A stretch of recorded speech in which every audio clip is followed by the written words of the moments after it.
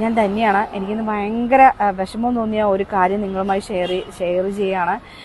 ഞാൻ ഈ ഉസ്താദുമാരെന്ന് പറയുന്ന ആ വെള്ള വസ്ത്രത്തെ ബഹുമാനിക്കുന്ന ഒരു ആളാണ്.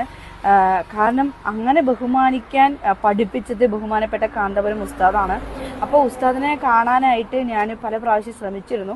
പക്ഷെ എനിക്ക് കിട്ടിയൊരു അവസരം എന്ന് പറയുന്നത് ഹസനിയ പള്ളിയിലേക്ക് വന്ന സമയത്ത് അവിടുത്തെ ആ ഒരു വേദിയിൽ അല്ലെങ്കിൽ അവിടുത്തെ ഒരു പരിപാടിയിൽ ഞാൻ അദ്ദേഹത്തിനെ കണ്ടു. അതും ട്രാൻസ്ഫോമറിന്റെ ഇടയിലൂടെയാണ് ഞാൻ കണ്ടത്. നേരിട്ട് പോയി കാണണമെന്ന് വാശി പിടിക്കുകയോ അല്ലെങ്കിൽ അദ്ദേഹത്തിന് അടുത്ത് നിന്നിട്ട് ഒരു സെൽഫി എടുക്കണമെന്നോ അങ്ങനെയൊന്നും ഞാൻ ഇന്നുവരെ ആഗ്രഹിച്ചിട്ടില്ല. എനിക്ക് ആളെ ഉസ്താദിനെ, ഞാൻ സ്നേഹിക്കുന്ന ബഹുമാനിക്കുന്ന ഉസ്താദിനെ ഒന്ന് കാണണമെന്ന് മാത്രമേ ഞാൻ ആഗ്രഹിച്ചിട്ടുള്ളൂ.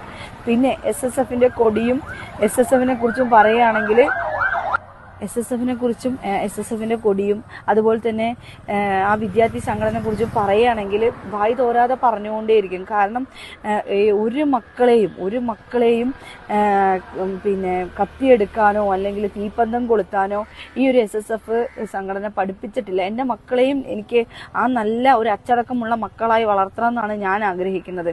അതുകൊണ്ട് ഞാൻ കുറച്ച് ആവേശത്തോടു കൂടിയിട്ട് എല്ലാവർക്കും വിപ്ലവം എന്ന് പറയുമ്പോൾ പിന്നെ എന്താ പറയുക, കത്തിക്കുത്തും തെറി വിളിച്ചും അങ്ങനെയൊക്കെ ചെയ്യുന്ന വിപ്ലവമല്ല ഇവിടെ വിദ്യാഭ്യാസം കൊണ്ടും അതുപോലെ കലകൾ കൊണ്ടും അവരവരുടെ ഓരോ മക്കളുടെ കലകളെ ചേർത്ത് പിടിക്കുന്ന ഒരു കാര്യമാണ് ഈ സാഹിത്യോത്സവം അല്ലെങ്കിൽ SSFന് ഒരുപാട് ലക്ഷങ്ങളുണ്ട്. 25 വയസ്സ് മാത്രം പ്രായമുള്ള മക്കളാണ് ഈ SSFിലുള്ളത്. SYS എന്ന് പറയുമ്പോൾ അതിൽ കൂടുതലുള്ള ആളുകൾ സാന്ത്വനം, ഒരുപാട് ആളുകൾക്ക് തണലായും താങ്ങായി നിൽക്കുന്നതാണ് SYS. ഇതൊക്കെ നമ്മളൊന്നും അറിയാണ്ടെന്നല്ലേ വീഡിയോ ചെയ്യുന്നത്. ഇനിയിപ്പം എല്ലാം ഒരു കഥ പോലെ പറയണമെന്ന് എനിക്കില്ല. പക്ഷേ ഇതൊരു ഷോർട്ടായിട്ട് ഞാൻ ഇടുന്നതെന്ന് വെച്ച് കഴിഞ്ഞാൽ ആ വെള്ള വസ്ത്രത്തെ ഞാൻ ബഹുമാനിക്കുന്നു. ആ വെള്ള വസ്ത്രധാരികൾ തന്നെ എന്താ പറയുക, എന്തോ ഒരു നെഗറ്റീവായിട്ട് സംസാരിച്ചതുപോലെ എനിക്ക് ഫീൽ ചെയ്തു.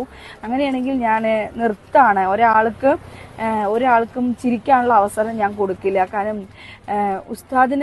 ഉസ്താദിന്റെ ആ ഒരു സംഘടനയെ ഞാൻ കാരണം ഒരു ബുദ്ധിമുട്ടാക്കുക എന്ന് പറയുമ്പോൾ പറ്റുന്നില്ല. അതുകൊണ്ട് എനിക്ക് മതിയായി. എന്തായാലും ഞാൻ നിർത്താണ് ഇവിടെ.